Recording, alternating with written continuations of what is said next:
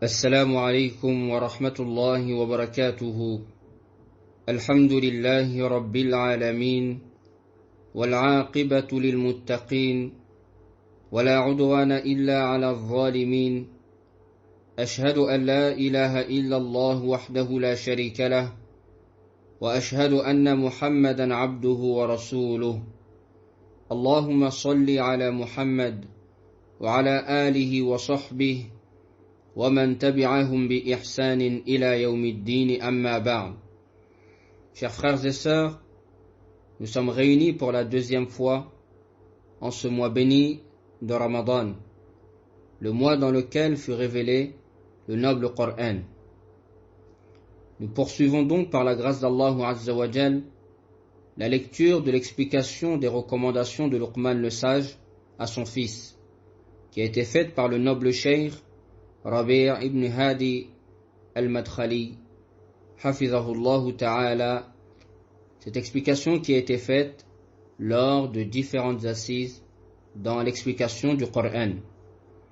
Nous demandons à Allah Azza wa Jal de nous assister, de nous octroyer la réussite et de nous permettre de tirer profit de ces différentes recommandations.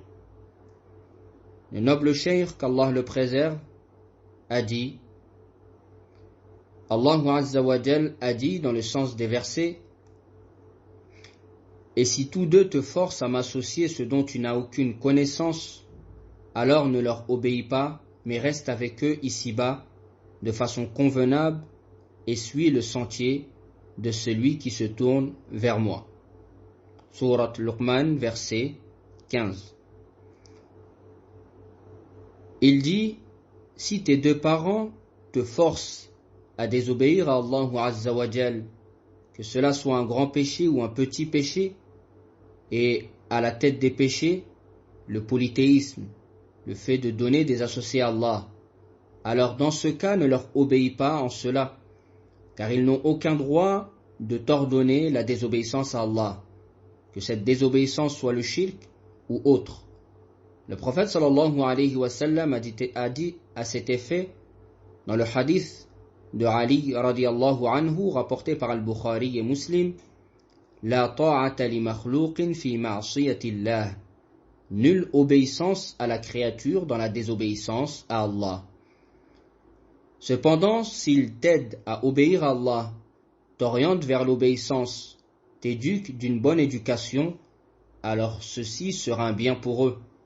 Mais s'ils dévient du droit chemin, te combattent et s'efforcent à te faire rentrer dans le shirk, le polythéisme, à donner des associés à Allah, alors ne leur obéis pas dans cela. Cependant, la bonté envers eux ne cesse pas. Même s'ils te combattent et te font du tort, pour que tu mécrois en Allah, il t'incombe de ne pas oublier leurs droits. Quant à sa parole, subhanahu wa ta'ala, mais reste avec eux ici-bas de façon convenable, c'est-à-dire que tu dois faire preuve de bonté et de bienfaisance à leur égard, dépenser pour eux, même s'ils sont mécréants. Tu leur obéis dans ceux qui ne constituent pas une désobéissance à Allah. Sois à leur service, exécute leurs besoins et leurs demandes, et ceci fait partie du convenable.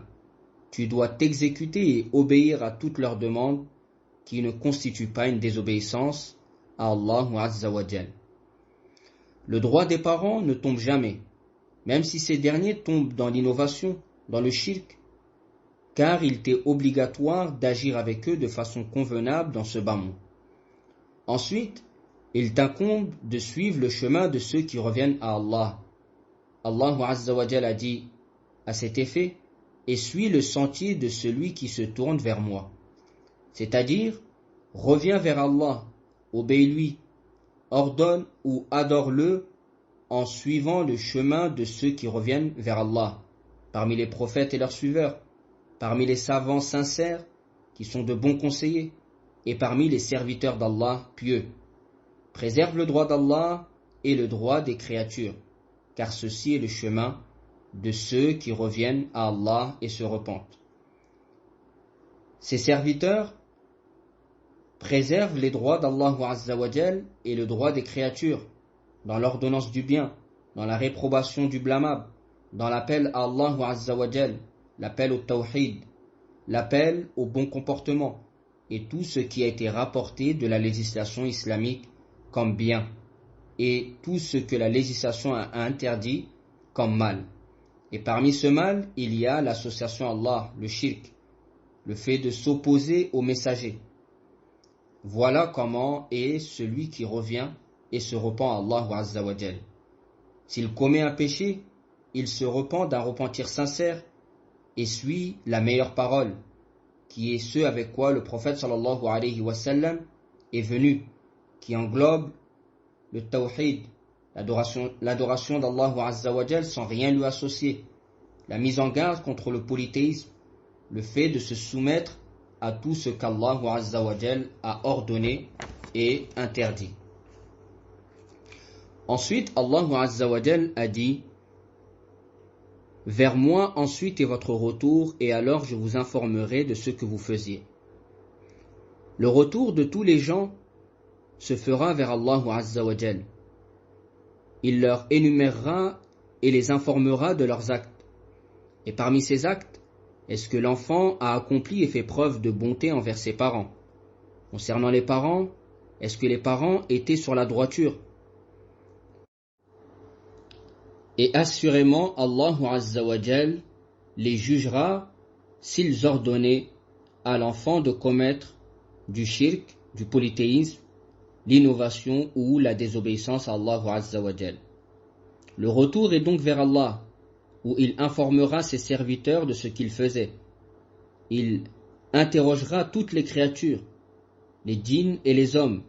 Ils seront tous interrogés, comme Allah Azza wa Jal a dit dans Surat Al-A'raf, versets 6 et 7. Nous interrogerons ceux vers qui furent envoyés des messagers, et nous interrogerons aussi les envoyés. Nous leur raconterons en toute connaissance ce qu'ils faisaient, car nous n'étions pas absents. À ce moment, Allah Azza wa Jal établira les balances. Les œuvres des serviteurs seront alors pesées. Si les œuvres sont bonnes, alors ceci est un bien pour le serviteur. Et si les œuvres sont mauvaises, alors ceci est un mal pour le serviteur. Allah Azza wa Jal fera venir les plus petites mesures parmi les œuvres, pieuses ou mauvaises. Elles seront pesées minutieusement dans ces balances. Allah Azza wa Jal a dit: vers moi ensuite est votre retour, et alors je vous informerai de ce que vous faisiez. C'est-à-dire, je vous informerai de vos œuvres, de vos croyances, les croyances authentiques dans la balance des bonnes actions et les mauvaises croyances dans la balance des mauvaises actions. Les bonnes actions dans la balance des bonnes actions et les mauvaises dans la balance des mauvaises actions. Allah donnera alors à chacun son livre, soit par la droite ou la gauche, comme il l'a mentionné dans Surat Al-Haqqa. Il dit dans le sens des versets: quant à celui à qui on aura remis le livre en sa main droite, il dira: tenez, lisez mon livre, j'étais sûr d'y trouver mon compte. Il jouira d'une vie agréable dans un jardin haut placé dont les fruits sont à portée de la main. Mangez et buvez agréablement pour ceux que vous avez avancés dans les jours passés. Quant à celui à qui on aura remis le livre en sa main gauche, il dira: hélas pour moi, j'aurais souhaité qu'on ne m'ait pas remis mon livre et ne pas avoir connu mon compte. Hélas, comme j'aurais souhaité que ma première mort fût la définitive. Ma fortune ne m'a servi à rien, mon autorité est anéantie et m'a quitté. Saisissez-le, puis mettez-lui un carcan, ensuite brûlez-le dans la fournaise, puis liez-le avec une chaîne de 70 coudées. Ensuite, Allah Azza wa Jal a complété la recommandation de Luqman et son exhortation à son fils. Il dit subhanahu wa ta'ala: ô mon fils, fût-ce le poids d'un grain de moutarde, au fond d'un rocher, ou dans les cieux ou dans la terre, Allah le fera venir. Allah est infiniment doux et parfaitement connaisseur. À travers cela, Luqman le sage enseigne à son fils l'unicité d'Allah. Il lui apprend et lui expose la science parfaite d'Allah Azza wa Jal, sa grandeur et sa puissance. Sa science qui englobe toutes choses dans les cieux et la terre, Rien ne peut lui échapper, ne serait-ce le poids de la plus petite mesure. Et il n'y a pas plus petit qu'un atome ou plus grand sans que cela ne soit enregistré dans un livre explicite. Et cette croyance que Luqman le sage enseigne à son fils est celle que tous les prophètes ont enseignée aux gens. Et Luqman le sage l'a apprise de ses prophètes. Il fut également mentionné que Luqman le sage était un contemporain de Daoud alayhi salam. Tous les prophètes, Salih, Ibrahim, Moussa, les prophètes après Moussa jusqu'à Daoud alayhi salam, cette croyance était présente chez eux. Et ils ont appelé et ordonné l'unicité d'Allah Azza wa Jal. Ils ont également décrit Allah Azza wa Jal par les attributs de perfection. Et parmi ces attributs, sa puissance. Parmi ces attributs, la puissance d'Allah Azza wa Jal. Allah est capable de tout, et rien ne peut réduire dans les cieux et la terre sa puissance. Certes, quand il veut une chose, son commandement consiste à dire soit et c'est. Allah Azza wa Jal cerne toute chose de sa science, alors que les serviteurs ne cernent de sa science que ce qu'il veut. Allah Azza wa Jal connaît toute chose, et rien ne peut lui être caché dans les cieux ou sur la terre. Allah Azza wa Jal a dit à cet effet dans Surat Al-An'am, verset 59. C'est lui qui détient les clés de l'inconnaissable. Nul autre que lui ne les connaît. Et il connaît ce qui est dans les cieux, et il connaît ce qui est dans la terre ferme, comme dans la mer. Et pas une feuille ne tombe qu'il ne le sache, et pas une graine dans les ténèbres de la terre, rien de frais ou de sec, qui ne soit consigné dans un livre explicite. Allah Azza wa Jal a connaissance de toutes choses. Il l'a enregistré dans la table gardée. Il a également enregistré les œuvres des serviteurs dans les registres que les anges écrivent. Et par Allah, Allah n'enregistre pas les œuvres des serviteurs dans les registres parce qu'il oublie. Gloire et pureté à Allah Azza wa Jal, il est bien au-dessus de cela. Allah connaît les œuvres des serviteurs bien avant qu'il, ou Allah Azza wa Jal a connaissance des œuvres bien avant qu'elles ne soient écrites. Rien ne lui échappe dans les cieux et sur la terre.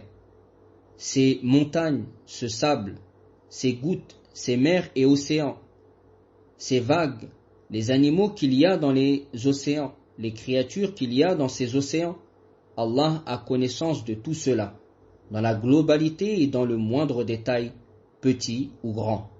Allah cerne vraiment toutes choses de sa science.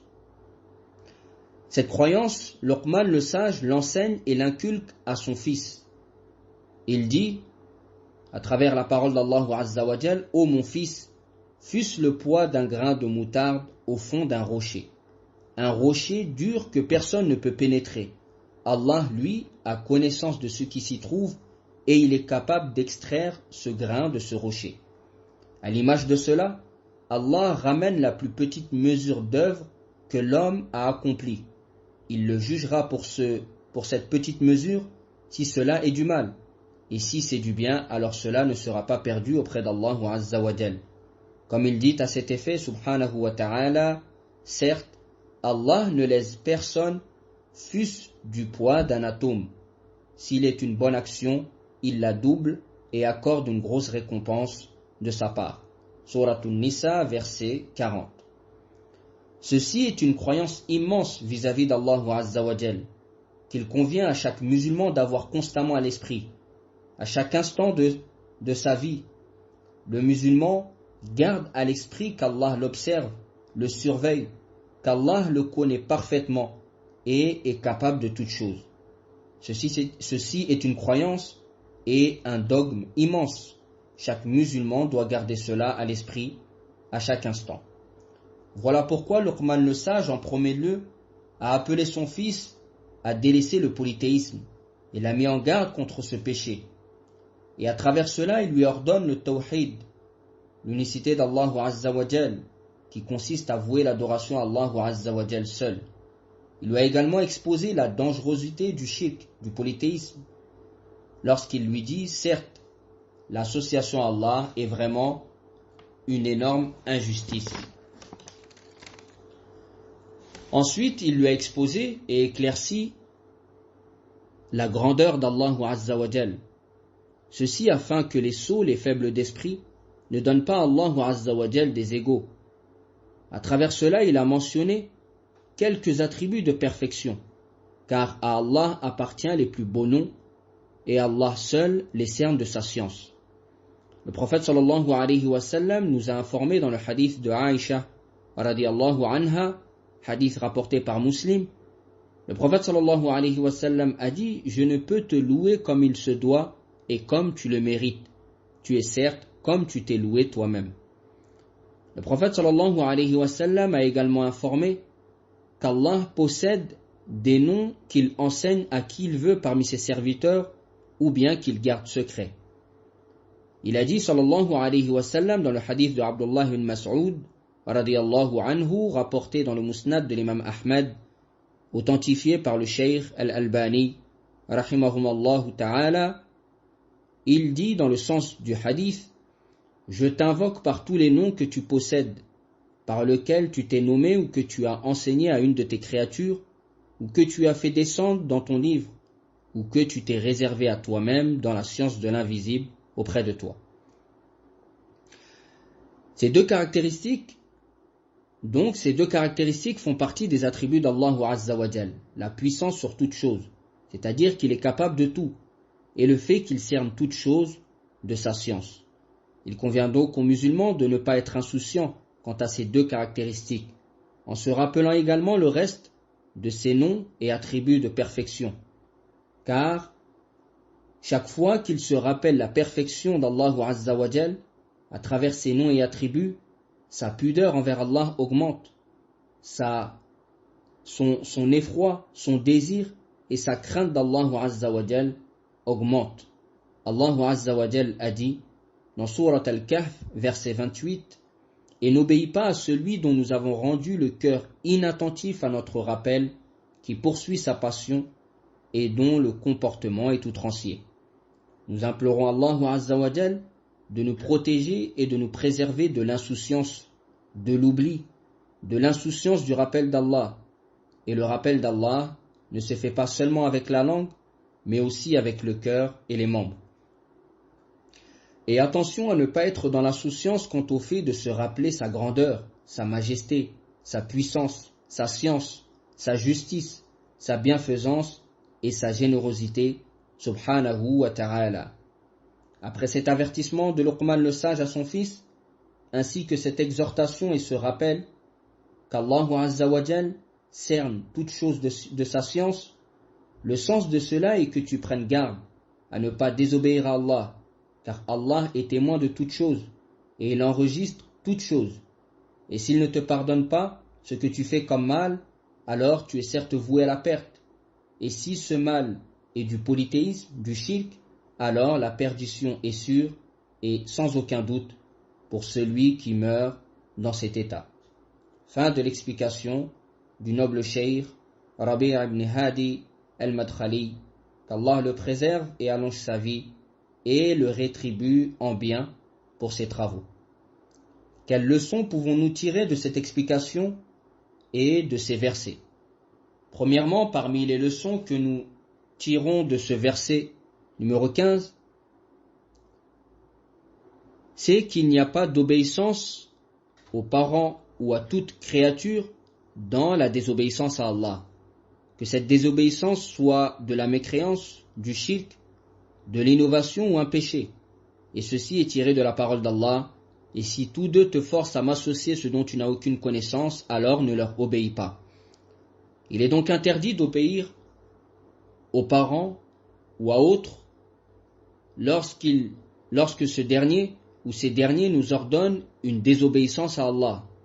À l'inverse, il est obligatoire d'obéir aux parents dans le convenable, dans ceux qui ne constituent pas une désobéissance. Deuxièmement, parmi les leçons que nous tirons de ce verset, l'obligation d'être bienfaisant envers les parents et de respecter leurs droits même si ces derniers sont des mécréants, des polythéistes, des innovateurs ou pervers. Et ceci est tiré de la parole d'Allah Azza wa Jal, mais reste avec eux de façon convenable ici-bas. Parmi les leçons que nous tirons de ce verset, l'importance de la bonne compagnie, l'importance de la compagnie de ceux qui reviennent et se repentent constamment à Allah Azza wa Jal. Et ceci est tiré de la parole d'Allah et suit le sentier de ceux qui se tournent vers Allah. Nous voyons également à travers cela l'importance de bien choisir ses amis. Allah Azza wa Jal a dit à cet effet: وَاصْبِرْ نَفْسَكَ مَعَ الَّذِينَ يَدْعُونَ رَبَّهُمْ بِالْغَدَاةِ وَالْعَشِيِّ يُرِيدُونَ وَجْهَهُ وَلَا تَعْدُ عَيْنَاكَ عَنْهُمْ تُرِيدُ زِينَةَ الْحَيَاةِ الدُّنْيَا وَلَا تُطِعْ مَنْ أَغْفَلْنَا قَلْبَهُ عَنْ ذِكْرِنَا وَاتَّبَعَ هَوَاهُ وَكَانَ أَمْرُهُ فُرْطًا.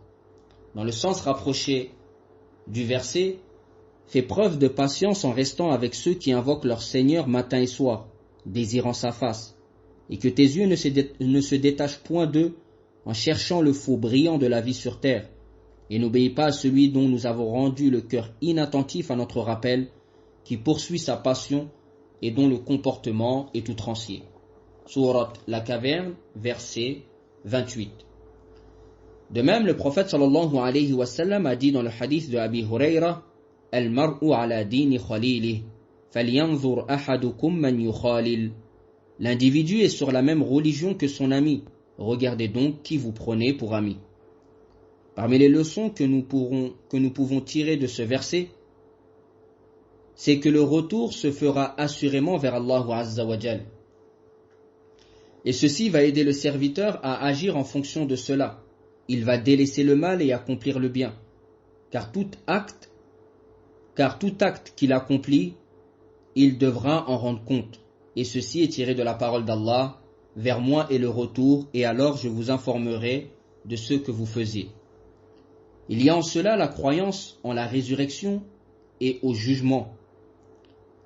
Il fut également rapporté de Al-Fudayl ibn Iyad, rahimahullahu ta'ala, qui a dit à un homme: si tu sais que tu es le serviteur d'Allah et que ton retour se fera vers Allah, sache alors que tu seras questionné. Et si tu sais que tu seras questionné, alors prépare une bonne réponse à la question. Parmi les leçons que nous pouvons tirer de ces versets, c'est qu'Allah Azza wa Jal possède les plus beaux noms et les attributs parfaits. Parmi ces attributs, il y a sa puissance, ou la puissance, et la science parfaite. Allah est capable de tout, et rien ne peut réduire sa puissance dans les cieux et sur la terre. De même, Allah Azza wa Jal cerne toute chose de sa science, et rien ne peut lui échapper. Et ceci est tiré de la parole d'Allah Azza wa Jal: Ô mon fils, fût-ce le poids d'un grain de moutarde au fond d'un rocher, ou dans les cieux ou dans la terre, Allah le fera venir. Allah est infiniment doux et parfaitement connaisseur. Nous pouvons tirer également de ces versets que le musulman doit garder constamment à l'esprit qu'Allah Azza wa Jal le surveille et l'observe. Et ceci ajoute au serviteur de la crainte, de l'espoir, de la pudeur envers son Seigneur, de la considération envers son Seigneur, de la révérence envers son Seigneur. Car effectivement, plus le serviteur connaît Allah Azza wa Jal à travers ses noms et attributs, plus il le craint et l'aime d'un amour sans limite. Il convient également d'éduquer les enfants à avoir constamment à l'esprit qu'Allah Azza wa Jal les surveille et est témoin de leurs faits et gestes. Et ceci, bi'idhnillahi ta'ala, aura un impact très favorable dans l'éducation de l'enfant.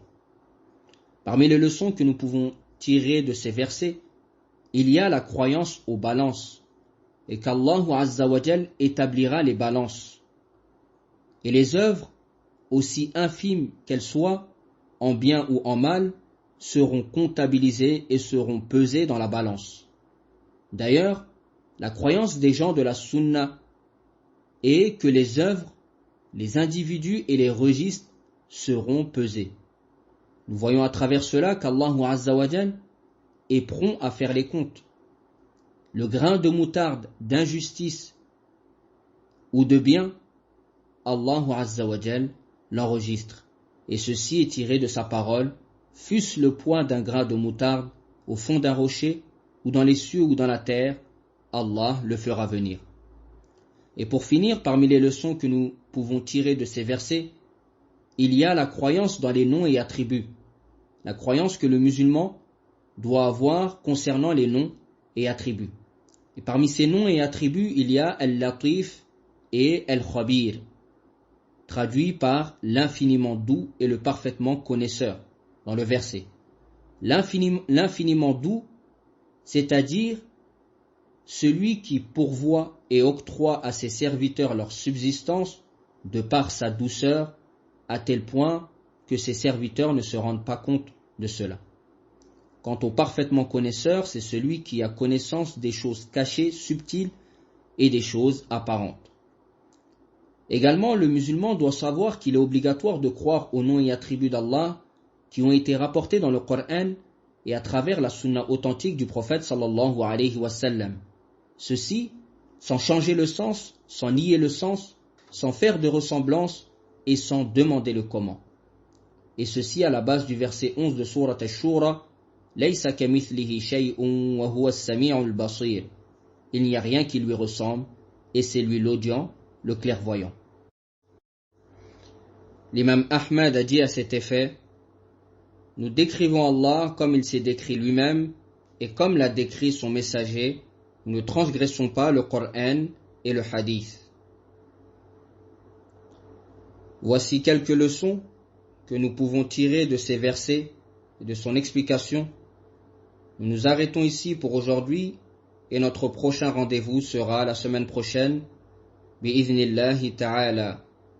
فنسأل الله عز وجل أن يوفقنا لما يحبه ويرضاه وأن يجعلنا من الذين يستمعون القول فيتبعون أحسنه وأن ينفعنا بما سمعنا إنه ولي ذلك والقادر عليه وسبحانك اللهم وبحمدك أشهد أن لا إله إلا أنت أستغفرك وأتوب إليك والحمد لله رب العالمين والسلام عليكم ورحمة الله وبركاته.